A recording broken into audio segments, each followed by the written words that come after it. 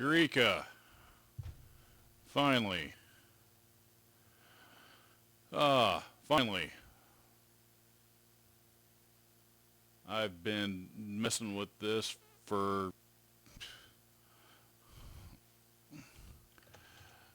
yes, plenty of technical difficulties because I've been messing with this for probably a half hour now, and ugh, finally I switched over to Chrome instead of Edge, and finally managed to get this thing up and going. You know, streaming thing's fun, but there is a lot of technical stuff to go wrong with it. I'm glad this isn't something I gotta do all the time.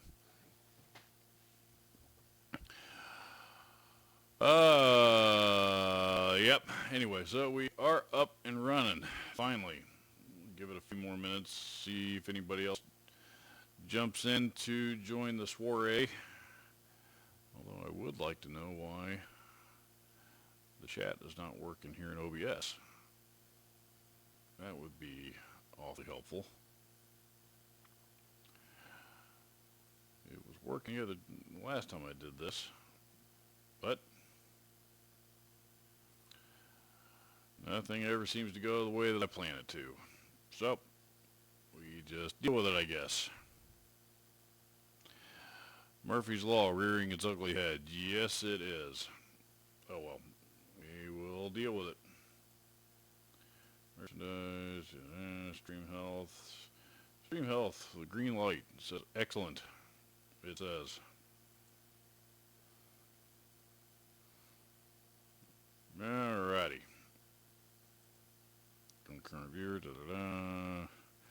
Yeah, this OBS thing is way too...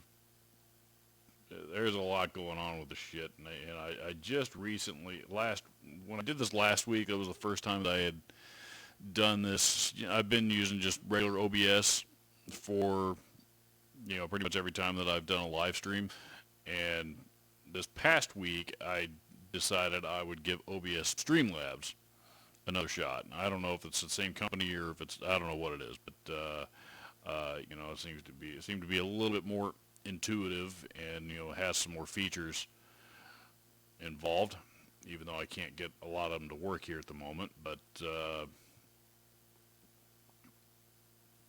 so I tried it last week and liked it, as well as okay anyway. So anyway. But I think we got up and running. Who else have we got in here so far? Ronnie Webster, Eddie Rodriguez, Joe Herbie 84, CCCCC, Chris Crazy, and of course none other than the venerable, the one, the only, the legendary Stay Metal Ray has popped in to join the soiree. Hey, that reminds me, I texted you back a week or two ago, whenever it was, and you never replied. But I know you've been busy. You've been putting up videos like crazy, so that's a good thing. That is a good thing. If you guys have not recently, if you're not familiar with Stay Metal Ray's channel, I strongly suggest you go and check out Stay Metal Ray's channel, because his content is excellent and he's a hell of a guy. Let's see. CCCC, Chris Crazy, why you ignore me, mate? Loving the stream. I'm not trying to ignore anybody. I'm trying to get caught up. Right, is that an Ibanez 7-string behind you? No, it is not. It is a 6-string. It is my Ibanez Xiphos. And it is behind me because I just used it to record a video here the last couple of days. But you guys have seen this guitar before. It's a lot of times it's hanging up on the wall behind me, when I'm back in the room recording videos. Yeah, I've had it for quite a while. So,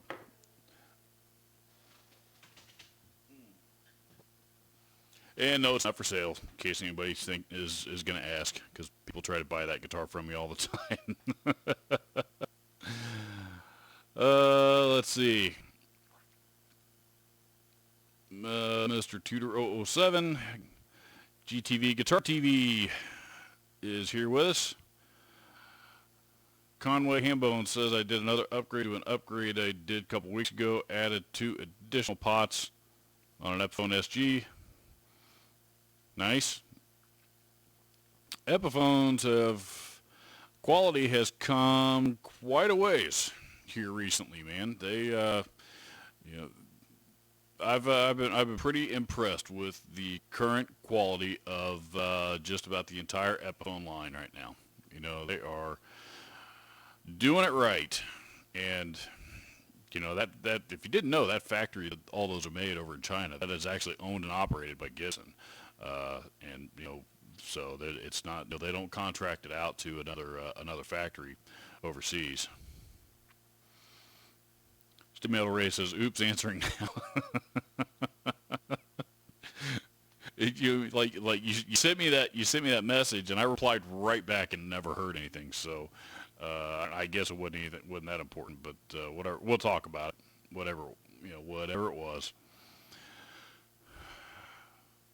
There's 100 ways to wire a guitar that I'm discovering. I keep meaning to pull out one of my junker Les Pauls or Gibsons or something, and I want to try that Jimmy Page wiring thing that's kind of popular right now. I don't know what the hoopla is, or even what all it entails that makes it unique, but that Ibanez looks like a Hamer Scarab, which I know you also have. Yes, I do have a Hamer Scarab. They are different. The Ibanez, the Xiphos is, I call it like the third generation of it's the same body style as the BC Rich Stealth, which was the first one, and probably the one that's of that body shape that's the most well known is the Jackson Warrior. So those two have been around for a while, and then Ibanez came out with the Xiphos back in early mid 2000s, I think, and they didn't make it for very long for some reason. I don't know why, because it's still really popular today. But regardless, they that was like the third guitar that I'm aware of that came out with that body style, but it was originally the original company to make that body style was BC Rich.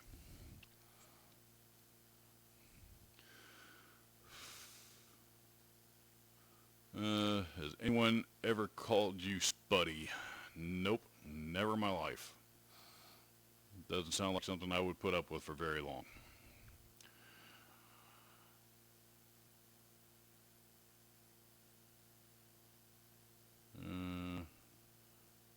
Eddie Rodriguez says you should get those new Jackson R24Q 2020 purple quilted top one. I'm a snob when it comes to Jackson guitars, man, because I can't buy a guitar that now is made in Mexico that I know was made in Japan forever. I just can't bring myself to spend $800 or $900 on a guitar that I know used to be made in Japan, but isn't anymore. So, I don't. I'm not saying I won't. And those, and to be clear, those Jacksons that are made in Mexico, like the 24s, the 24 models and those are actually pretty nice. It took Jackson and Fender a little bit to figure out how to make those, how to get the quality up out of that factory under that brand. But they seem to have finally gotten there. Dorothy Collins says, Robert, you still looking for a Jackson Warrior? I have one bolt-on neck Korea, made with maple with a flame top. I am not in guitar buying mode at all right now. I have one on back order. I have a Chapman baritone that I'm waiting on. That is, last I checked, could be it may ship out here the next week or two, and it might be another couple months. The pandemic is just throwing all that stuff up in the air. I mean, I'm not in a hurry for it, so it's not a big deal, but I've got that one in back order, and obviously when it ships, that's going to be, that one's going to hit my card. And that's gonna be the only guitar, and it's not a high dollar one either. So that's gonna be the only guitar that I'm gonna be in the market for a while. So I'm yeah, I mean, really pretty much any gear for right now. I want to wait until after everything picks back up before I start spending money on gear again. Doc Amos Roxy, RGD, anybody having a problem with PRS SE coil split tone knob? Volume knob seems nice, tone coil split knob cheap, mine is custom 2025. I'm assuming that was a typo for a custom 24. I don't, I haven't owned an SE in a while, and all the ones that I have owned in the past, none of them had coil splitting capabilities on them. But the import PRSs, that's another brand that, I mean, quality is just, those guitars are getting nicer all the time. Some of the stuff that's coming out with the SE logo on it, I can't believe is an SE. Stay Metal Ray says, here's a question for you. What do you think has been the hardest thing about the whole YouTube gig? Oh, man.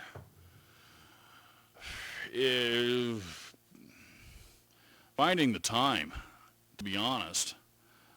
Finding the time and, just trying to remain patient and remain, and not of course you always want to try to remain humble, but, remaining patient, because it just doesn't blow up overnight. I've been doing this for 4.5 years now, and, I'm just now at 18,000 subscribers, and it's this, April, from a monetary, standpoint, based on, ad revenue and, views and some of that stuff. April was one of the slowest months I've had in a while. So I don't know if that is if that's due to the pandemic. I've talked to a lot of other creators that have had that experience, the same experience, but I've also talked to a few other people that have had, that had fantastic months in April, and their channel, Ray's channel blew up in April. So I would like to be able to say, just try not to pay attention to the numbers, just concentrate on making content. But, honestly, watching the numbers grow, that's kind of, what motivates me to keep going. There's no way I would have been able to, that I would still be doing this far down the road. But yeah, I mean, it's, so the hardest thing has probably been patience, and the hardest thing probably continues to be trying to improve my content, and I think that has paid off for me, because I go back and watch some of my older videos, like a couple of years ago, even some of the more popular ones, and now I'm they're like cringe fests to me. Some of the gear demos that I did back then. I've thought about going back and redoing a lot of them, just because the sound quality isn't where I would prefer it to be now, or there's a couple of details I would have liked to have left out, or I would have liked to have included, or I would have liked to have cut down on the commentary. There's just a lot of things that I do. That my process has evolved, and I do different now.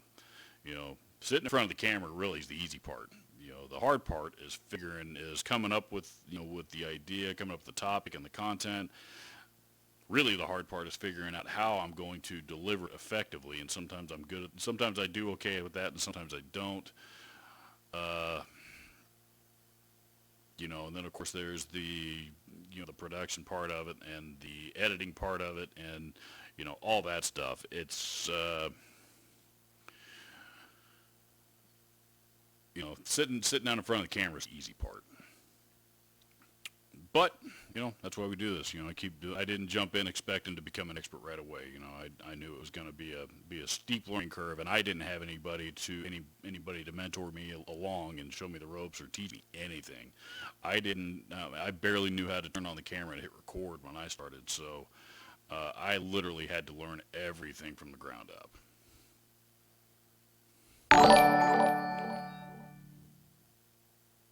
what that was, but we have a new subscriber named Brian Romney. Thank you for subscribing to the channel, sir. I wish Ibanez was making a current line of Iceman guitars. I do too. I've always wanted an Iceman. I mean, I have a Paul Stanley Washburn, which is based on the Iceman, but I've always kind of wanted just a good old working man's Iceman that I can play the hell out of. But I've never gotten around to buying one. Gerald Yevchik is here. He's the guy with the Russian name. The screen name is Cyrillic that I can't pronounce. Darren Meekin says, "Hi Rob, been playing for 3 years, have accumulated several guitars and play primarily rhythm classic rock, thinking of getting a, I'm assuming that means Charvel Satchel model and slime green. Have you played one?" I have not, but I do like Satchel and I love Charvels. So honestly, I can't think of any Charvel guitars that I haven't played that weren't really nice. So, I know you just heard me talking about, about Made in Mexico Jacksons, which, I guess technically would include the Charvels. But those are pretty nice guitars, man. $800-900. They're made well. They are made very, very well. Now the Satchel model, I don't know if that's a Made in Mexico model or if that's a USA. But regardless, I mean, if you're not a Steel Panther fan, you ought to check them out. Even though they're kind of a parody band, but they're a good band. They're a good band. Satchel's a monster guitar player. Spot Duel says, "I will not buy any guitar or a violin made in China, Japan, or Mexico if they can't make their products here. Then to help."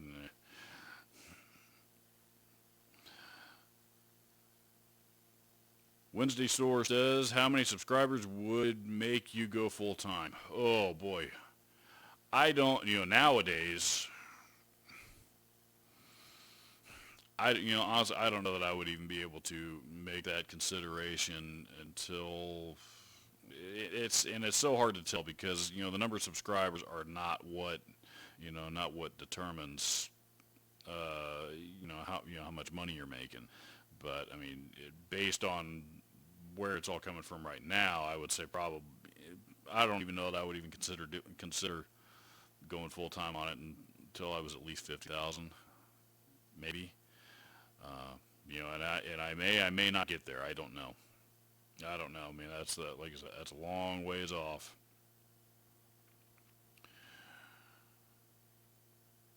Hey Rodriguez says, "What's your favorite Children of Bodom album?" I couldn't tell you the name of a single one of their albums, to be honest with you. I'm familiar with Lexi Leo. Lexi Leo is a great guitar player, and their primary songwriter, as I understand it. And I know he's a hell of a musician, but I've never gotten into him.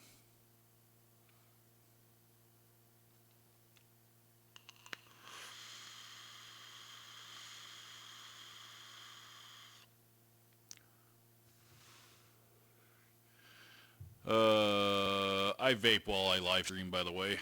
I vape and I drink coffee. Randall Vandergriff says, "I have a cheap but quality Yamaha Pacifica, one of my first guitars that has some scratches, is showing some bare wood, missing some paint. How can I repair the finish and take out the scratches?" My advice is I wouldn't. I don't know if that's a guitar that's going to have any collector value to it down the road or not. Unless you're just dying to refinish it, you're probably, if you don't know how to do it yourself anyway, it's probably going to have to be stripped all the way off and completely refinished. Filling in cracks, or filling in, scratches and stuff on a finish of a guitar, just never. I mean, they never blend it right. They just don't. So.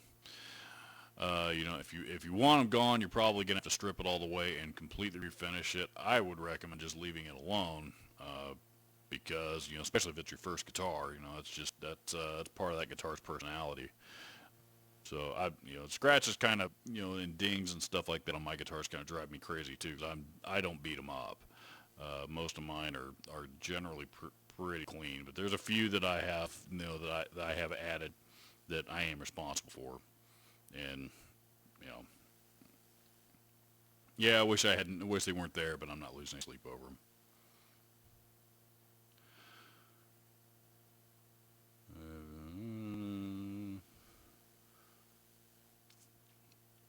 Mr. Tudor 007, what is the name of the funky metal song you play at the beginning of your episodes?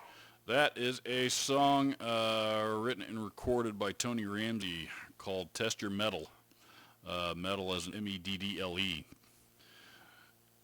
is the title track. Tony wrote and recorded that with several other musicians all around the world that all collaborated on that together, and he gives me permission to use it in my videos. So that's the track you actually hear at the beginning and the end. You know, if you're one of the few people lately that sticks around to the end of the videos, you hear the very end of the track as the end screens are rolling by.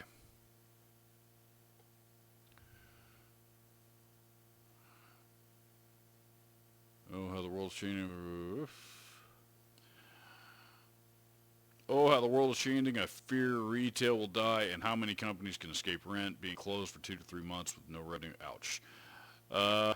Yeah, you know, that's a reality that a lot of companies are facing right now. You know, no two ways about it. That is a reality. That is part of a big concern for a lot of companies.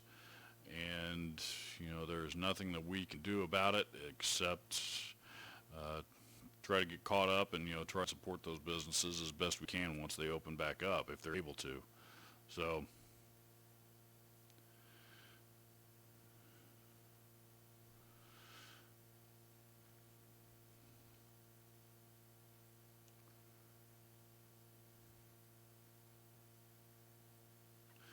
Famous Dave says, hi Robert. Hi Famous Dave.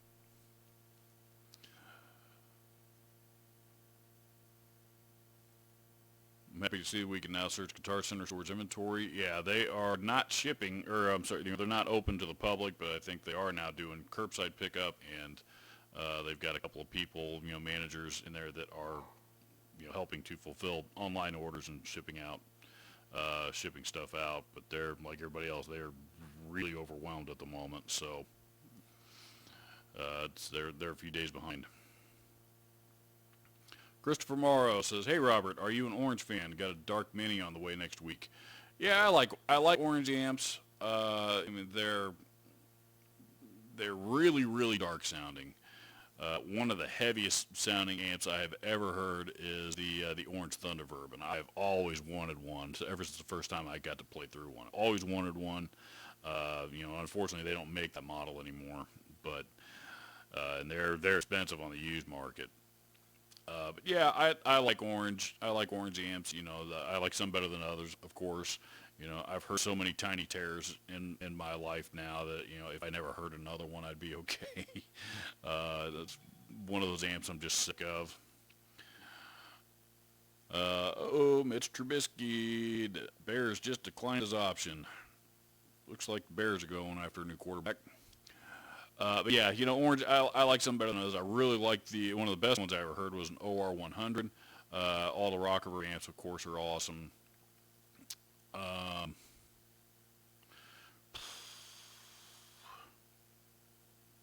Yeah, so, you know, the Dark Terrors are cool. The dual Darks, I think, are, I can't believe how expensive those things are. Those are like, you know, those are like $1,200 or something. Yeah, now Orange amps are cool. You know, they do what they do, and you know, they don't try to step out, to swerve out of their lane too much, if you know what I mean.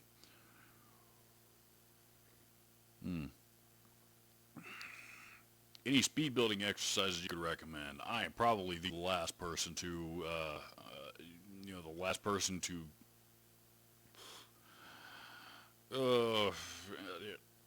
here's the only suggestion that I will make, because there's one thing I am not, it's a shredder.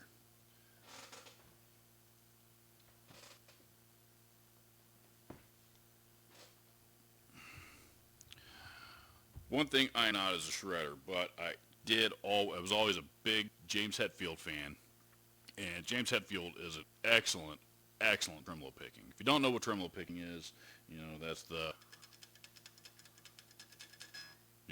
high speed, usually, palm muted, and I guess it doesn't have to be palm muted. Fast picking, alternate picking on one string. So, if I were going to tell you to practice anything, start on the low E string. It's the easiest one, because there's nothing else in the way. Then once you can do that, then see if you can do it on the A string.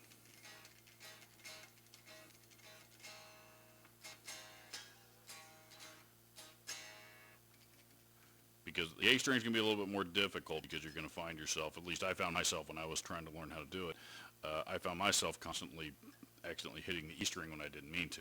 So, so try that, and then go back and forth. And then work your way across all the other strings.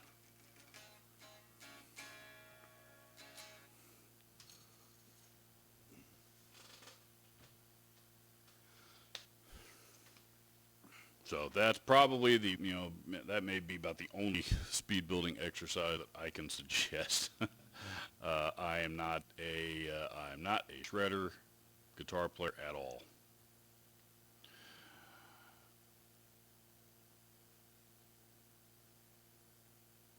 Conway Hambone says their Instagram page is hilarious. Have you seen What Effing Day Is It? I have no idea. Oh, it must be Steel Panther. Yeah. Saeed 4K says, bro, would you shout out me, please? Hi, Saeed 4K. Shout out to Saeed 4K.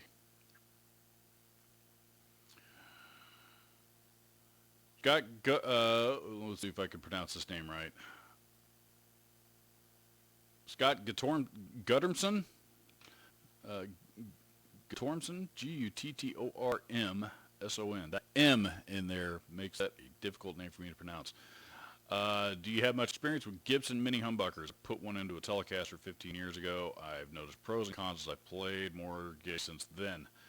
Oh, I mean, most Gibson humbuckers, in general are, most of them are pretty moderate output, including most of the mini humbuckers that I have played. I've never owned a Gibson with mini humbuckers in it.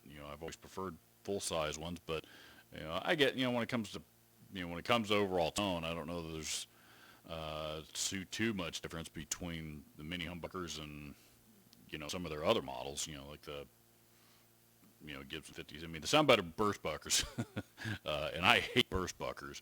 So I'd take mini humbuckers over burst buckers any day, with the exception of Burst Bucker Pro. Burst Bucker Pros are great. That's the only one that's the one that they make with the Alnico 5 magnet. The rest of them are Alnico 2 magnet, and I never liked them. So yeah, the mini humbuckers, especially put one of those in the neck of Telly, there's your Hot Rod 52.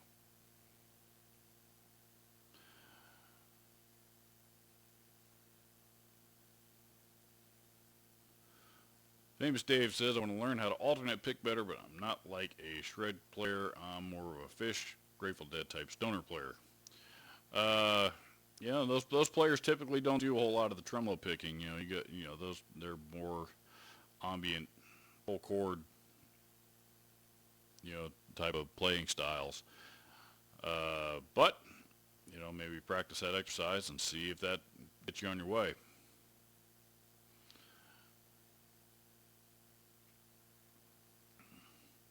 The wiring in a Teisco guitar is weird for sure. It says John Curley. I'll tell you what model was. What the hell was that thing called? When I first got into the MI business, the store I was at had a 60s Gretsch. I can't remember what that model name was called now. It was actually a solid body that had a whole weird, it had a ton of knobs on the thing. I can't remember what that model, I'd have to look it up. But anyway, we popped the back off of that thing one time just to check it out, and that thing was a freaking rat's nest. I mean, it was worse than my Majesty, and my Majesty's got a lot of wiring in it. Uh, but that's how they did things back then, I guess. Do you have any recommendations for an inexpensive solid-state practice amp that's a good pedal platform? Solid, inexpensive, solid-state pedal platform. You know, a lot of that would depend on what your idea of inexpensive is. Uh, right now, I don't know that anybody's doing it better than the Boss Katana. You know, I mean, Boss Katanas are great little practice amps, and Boss designed them. Unlike the other modeling amps in that category that they're competing against, Boss was smart and designed them to also be a pedal platform, seeing as they are also a large pedal company.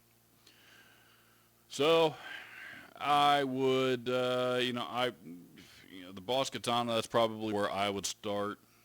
I know a lot of people actually are pretty fond of the Orange Crush series for the same reason. Those are a little too small and boxy sounding for my taste, but a lot of people seem to like them. Uh, yeah, you know, find an old Fender solid state like a Chorus series. What is the Chorus 212 or no, I'm sorry, like the Princeton Chorus.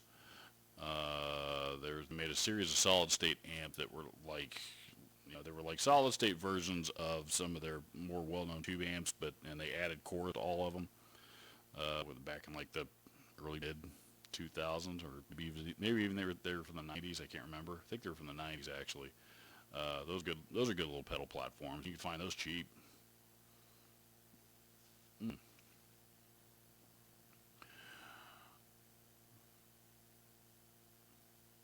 Eddie Rodriguez says you should check out Hatebreeder album or Are You Dead Yet album. Those are one of the best children. Okay, children both. I will check them out. Jimmy Biter says, "Hey Robert, Highway to Hell. Any thoughts on the Hi Rob? Any thoughts on the Randall Diablo series amps? Any good? Who's Rob?"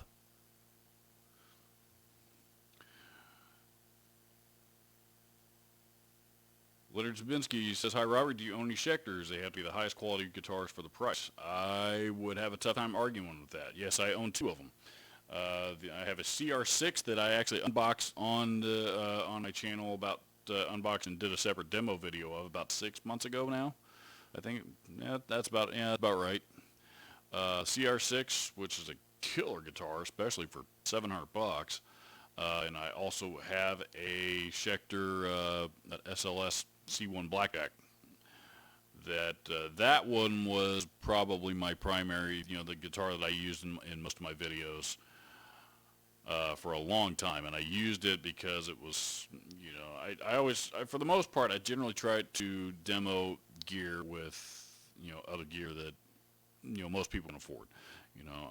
I've pulled out the Zakk Wylde Les Paul a few times and, done some stuff like that, on occasion, some of the more rare vintage stuff, but, generally, I try to use a guitar that's 500, 1,000, 1,200 bucks, something that most people, most anybody can acquire.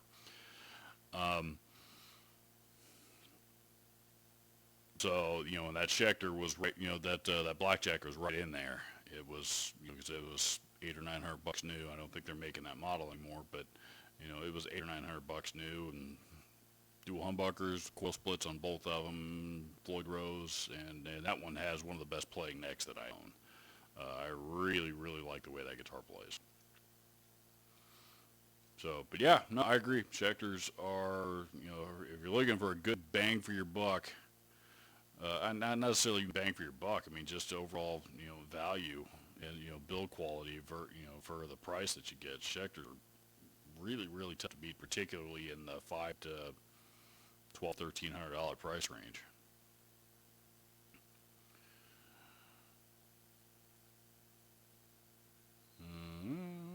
Let's see. Gary or Jerry Yancey says, "Good afternoon, Robert. Stay safe. Enjoying the show here in Charlotte. I am doing everything I can to stay safe. I leave the house about once a week right now." I'm currently getting about 3 weeks to the gallon in my gas tank on my car. So seriously, I haven't filled it up in over a month now. I'm not, just working from home thing. I'm actually enjoying it quite a bit. I didn't think I would. I thought I would hate it, but it has worked out well for me.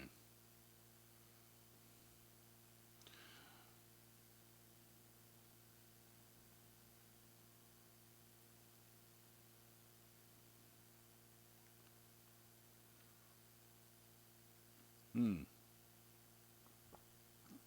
And it looks like you guys are talking amongst yourself. Got Guttormson. I don't know which one is Guttormson or Guttermson. One of those two, I'm assuming, but one of them, he says one of them is right. Jr.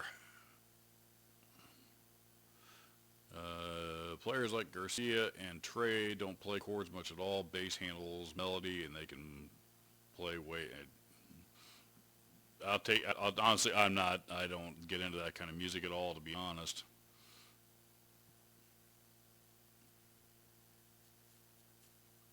Mm.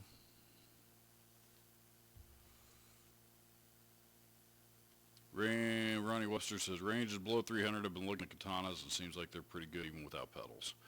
Yeah, if you're under the 300 range, I mean, Boss Katana is probably the way to go for for a good solid practice amp. And like you say, whether you're using pedals with them or not. But if you decide to, they will take. And Park Kingery is here.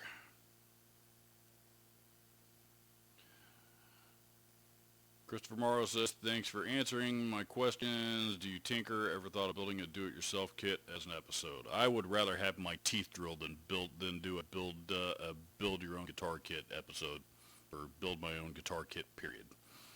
No, that is that. No, I am not a tinkerer. I know enough to make my own adjustment and change strings and set up tremolos and stuff like that when guitars need to be set up. But building, I have no desire to build instruments. Leave that to the luthiers. And that's not going to, learning how to build them is not necessarily, I don't see how that would make me a better guitar player, which is my ultimate goal. So, but there, I'm not knocking it though. There's a lot of people out there that really do enjoy it. I get people messaging me all the time saying, I built this guitar, with this neck and this body and all this kind of stuff. And, there's a lot of people that really enjoy it. It's just not for me. I don't, honestly, I don't even want to modify guitars too much anymore. I used to get some enjoyment out of that, but I don't, now anymore. When I'm buying guitars, I'm looking to make sure it's got everything on it, so I don't have to change out anything. So honestly, part of it is just because I don't have that kind of time anymore.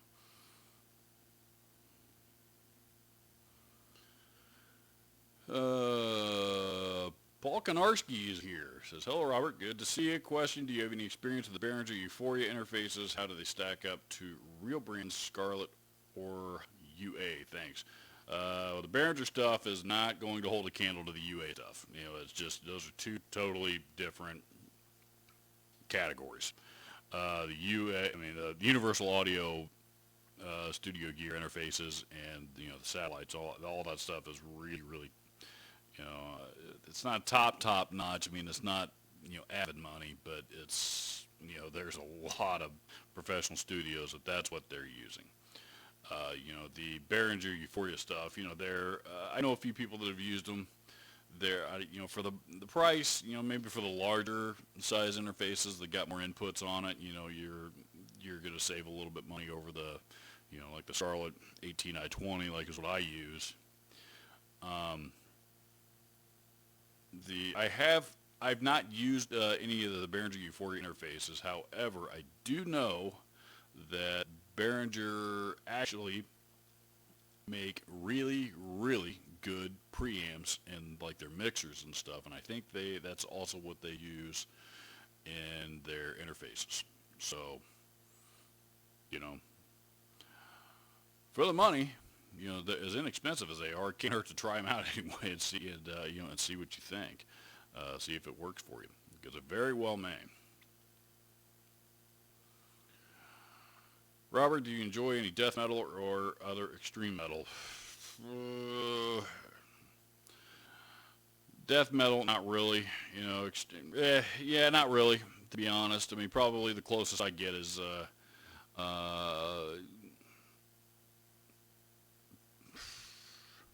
probably the closest that I would get to that kind of thing would be like probably like Five Finger Death Punch. I'm a real big Five Finger Death Punch fan. Some people love to hate them. I don't understand why that is at all, but I'm a big fan of theirs, and you know,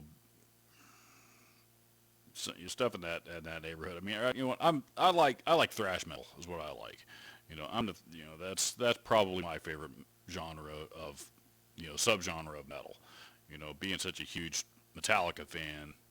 You know, so I mean, I love Metallica and Megadeth and Anthrax and Slayer and all that stuff, and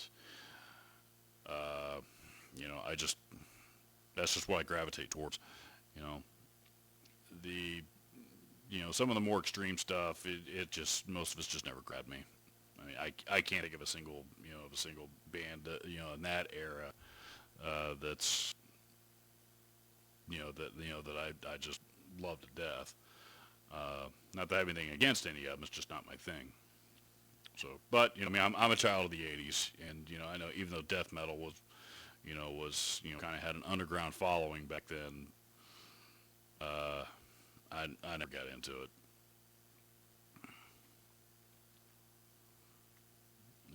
Hey, Anthony Baltusas is here.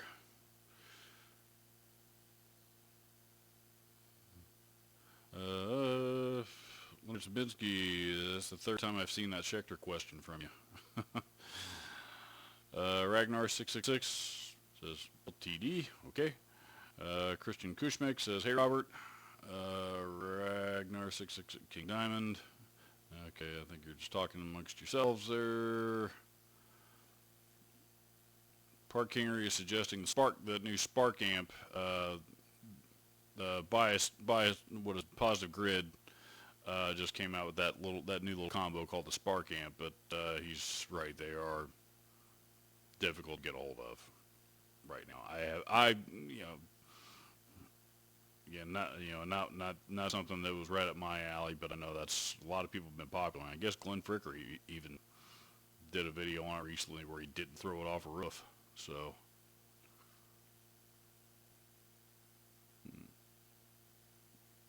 actually, there is an exception. Nail Bomb is a cool band. I actually do have that Nail Bomb Point Blank record, believe it or not. That one is cool. They are cool. So I'd have to go through my old music catalog and see what's in there. That would be. I mean, that's definitely one of the more extreme bands that I have. That I have any of their records, but.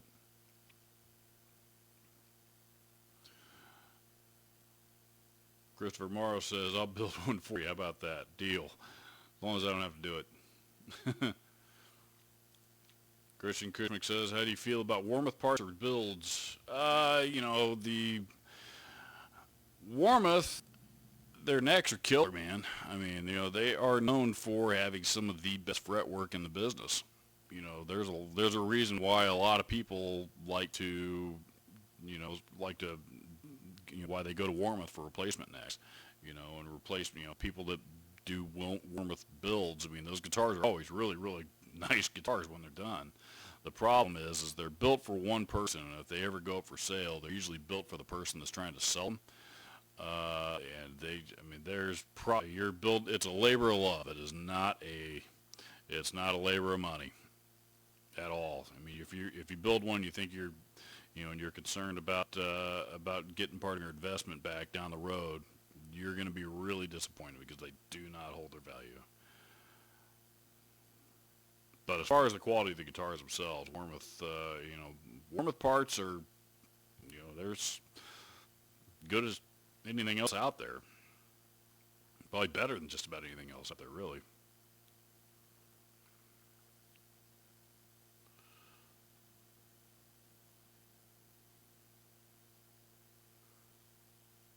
James Severin says, hello, Robert. How's it going? I'm doing good.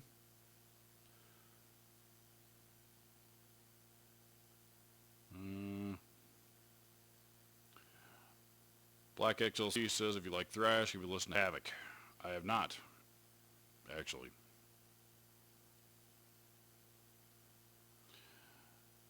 Jeff Seven's here. Michael D is here.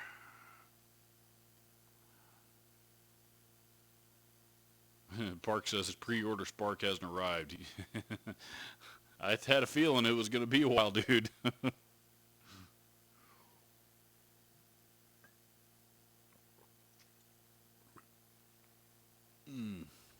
Yeah, Fear Factory I dig. I like Fear Factory. I like Fear Factory. I didn't realize Dino Cazares was involved in Nailbomb, though. Interesting.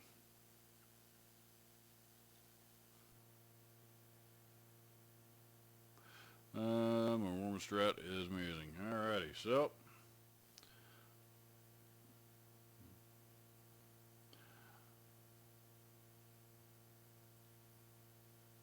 And that's about it. Looks like I ran out of questions already.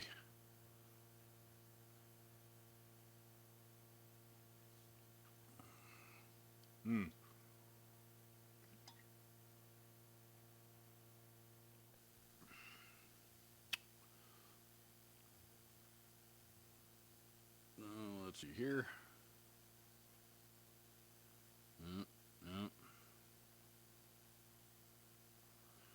Alrighty.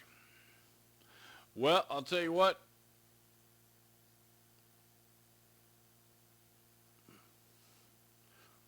Anthony Baltusa says, is everybody getting a lot of practice during the apocalypse? Tell the truth. No. I'll be, most of the guitar playing that I do is usually when I'm sitting in front of a camera. So I get very, very little time to just sit down and play guitar for my own enjoyment anymore. Very little. So, if you've noticed me starting to recycle some of my original riffs in some of my demo videos, part of that is because I just don't feel like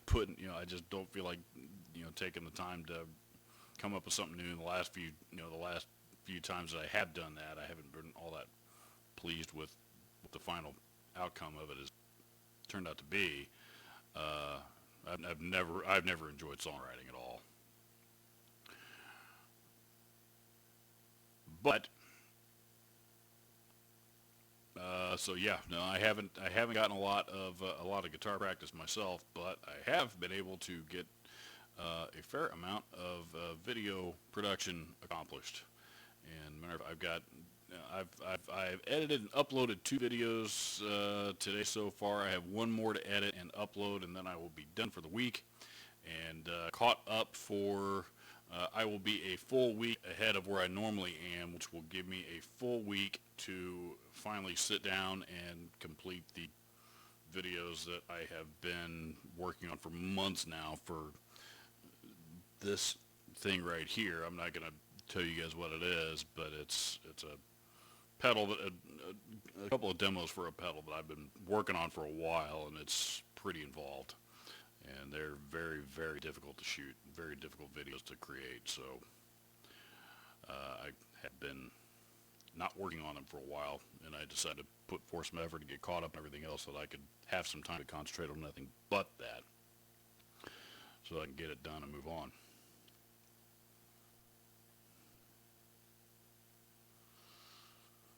What is one change you would... This one is from GTD Guitar TV. What is one change you would make to the Les Paul, a permanent design change?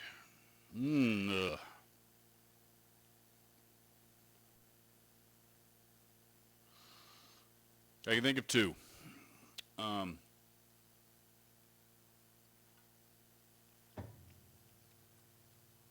It would either be, if I only get one, it would have to be one or the other, but Either all Les Pauls come with a string butler on the headstock to help fix the stupid tuning problems,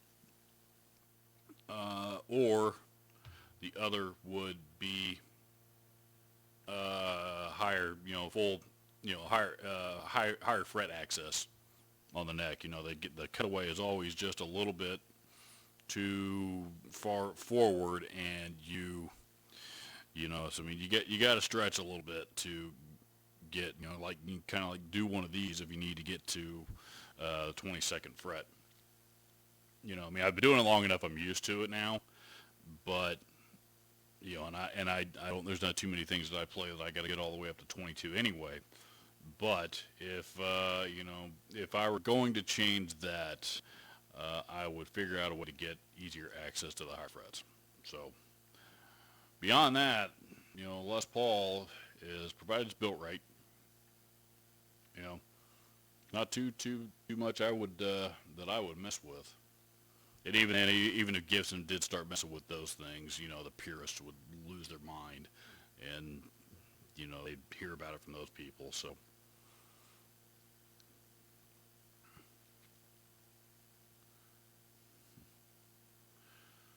Dostradamus says dist, like distortion pedal, noisy unless up front. I don't know what you're referring to. JR says favorite effect at the moment.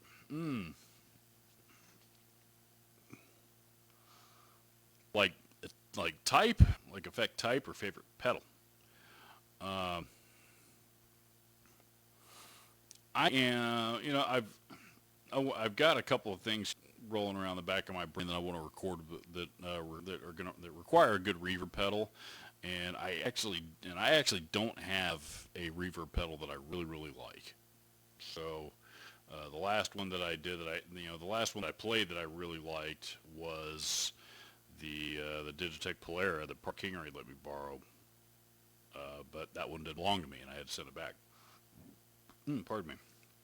But that was the last one that I played that I really liked, and so I am trying to acquire another, not necessarily a Digitech Polara, but another similar type of delay, or a type of reverb pedal.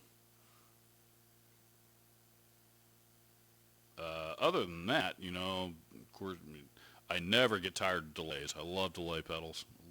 Love delay pedals. I never get tired of delay pedals. I never get tired of chorus pedals. And really, I never seem to get tired of distortion pedals either. Matter of fact,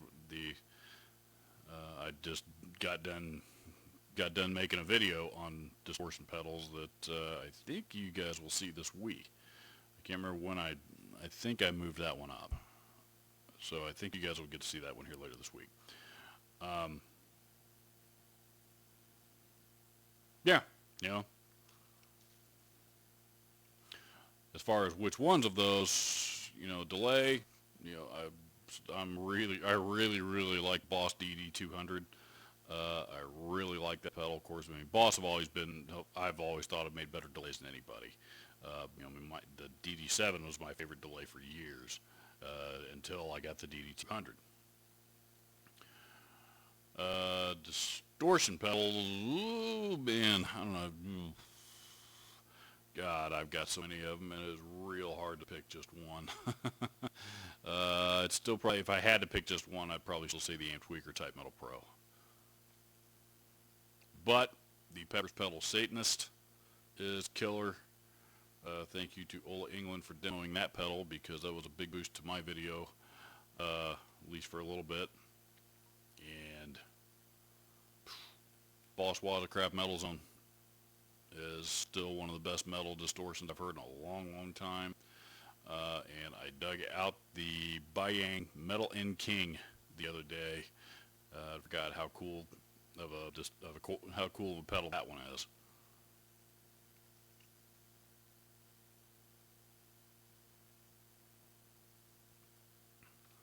GTV Guitar TV says, what guitar speed do you want to play? James Hetfield. No question. First time I heard the Had to be Master of Puppets. Master of Puppets was fairly new. They were touring behind Master of Puppets when I became a Metallica fan. I was what, 7? Yeah, I was like 7 years old, uh, and it was just the coolest music I had ever heard, and and I wanted, from that day forth, I wanted to be like James Hetfield. The only hero that I had that I can think of as a kid that I had that was a bigger hero to me than James Hetfield was Nolan Ryan. And if I could have been anybody on this planet, it would no question would have been Nolan Ryan. But behind him, behind Nolan Ryan, it was probably James Hetfield. Always loved James Hetfield, But I should also say that James, he's a guy that I really wanted to be, that I wanted to play like. But probably the first person that really inspired me to want to learn to play the guitar at all was my dad. As he played guitar through high school and college. And, that's really one of the things that got him through high school and college. He was more of a folk, new age style acoustic player, and he had a 52 Martin that we had in the house growing up, which is another sob story that I will save for another day. But that was the first guitar that I ever played on, and so I would say there, the guitar player that inspired me the most was James Hetfield. But the person that really inspired me to pick up the instrument was my dad, because I wanted to be like my dad.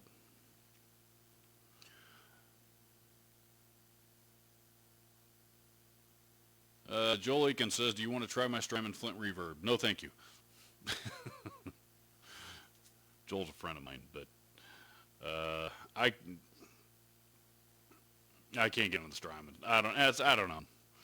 Strymon stuff's cool, but I actually do have I've got a couple of reverb pedals that I'm looking at. One company's actually already sending me one, so I'm gonna try that and see if that gets me to where I want to be with it.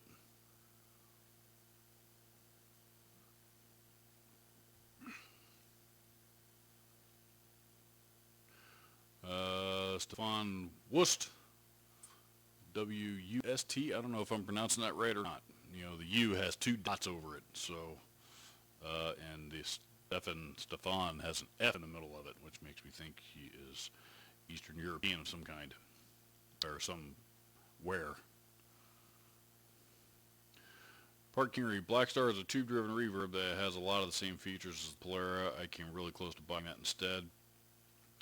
If it was out of that first series of Blackstar pedals, the real big ones that were tube-driven, I actually have one of those on the way. But the problem with those is those are all 16-volt pedals, and they are not compatible with anything else out there. So unless you got I don't even think there's a power supply that you can buy that'll power that thing. I mean, there might be something out there, but 16. Tell me another pedal out there that runs at 16 volts.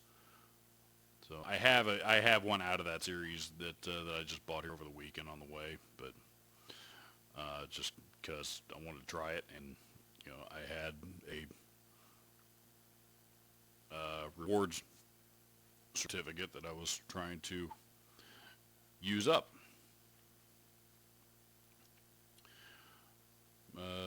Stefan Wust says Marshall Governor is cheap, and yeah, I like the Marshall Governor. Both the new one and the original version, I like those quite a bit. I've got a thing for some of those later series of Marshall pedals right now. Like the Governor and Jackhammer, and I'm about to embark on a quest of collecting some of those because I really, really like them. Even though I can, they could see how how they're already starting to become dated.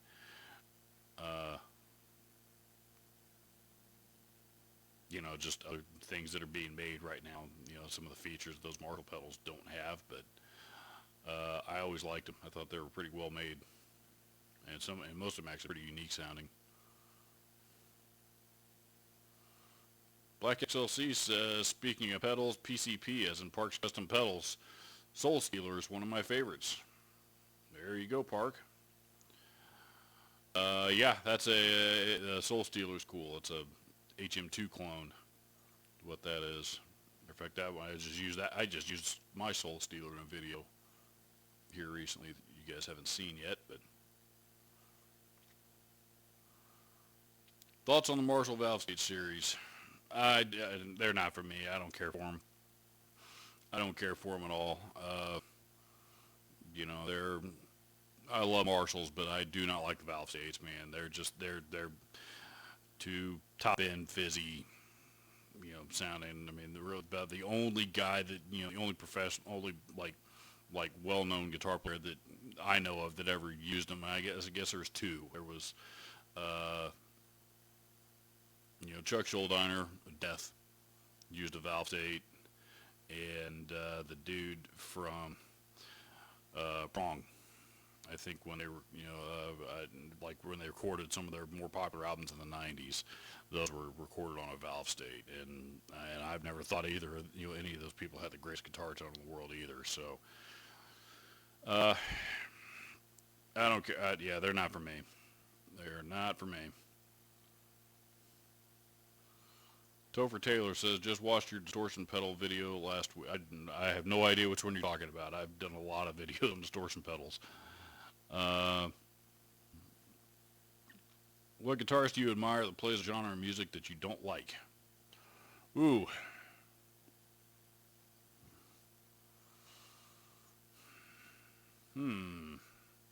Tony Emanuel.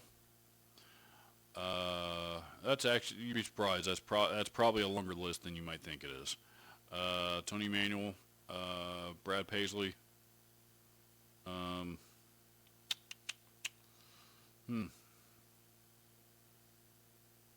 Yeah, maybe not as long as the list as I'm thinking, but as I thought it might be. But I mean, there's quite a few. I mean, I can't think of too many guitar players. You know, even, you know, well-known national, national act level guitar players that, I mean, there's a few out there that I really, really hate, and I'm going to keep those names to myself. But, you know, for the most part, I mean, I've got a certain level of respect for, you know, just about anybody that's doing this, especially doing it professionally. So,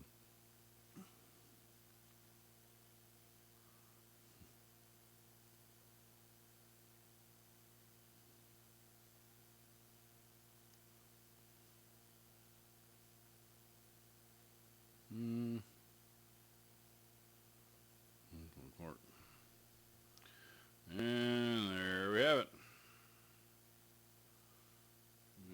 Alright, so if you factor in the first hour or so that I spent messing with this live stream equipment, we're about, you know, I guess we're technically an hour in since I officially hit the record button, but been about 2 hours for me. So, if you guys don't have any more questions, I am going to wrap this up and go finish editing my last video so that I can enjoy the rest of my evening. So, Marco Caracciolo. I never have figured out what the right way to pronounce your name is. So yeah, if there is nothing else, I am going to sign off and get my video stuff done, and yeah. So, adios. Have a great weekend, everybody. Stay safe. Sounds like this quarantine stuff is sounds like we're on the back end of it, and things ought to start opening up here for us again relatively quickly. I know my state has announced, you know, we got about a week left before we start opening things up. Nothing's going to open. They're not going to do it all at once, but we're heading back that direction. So, you know, hopefully the world we are in will be back to normal before we know it. So, Stay safe. Have a great weekend. And good night. See you later. Bye.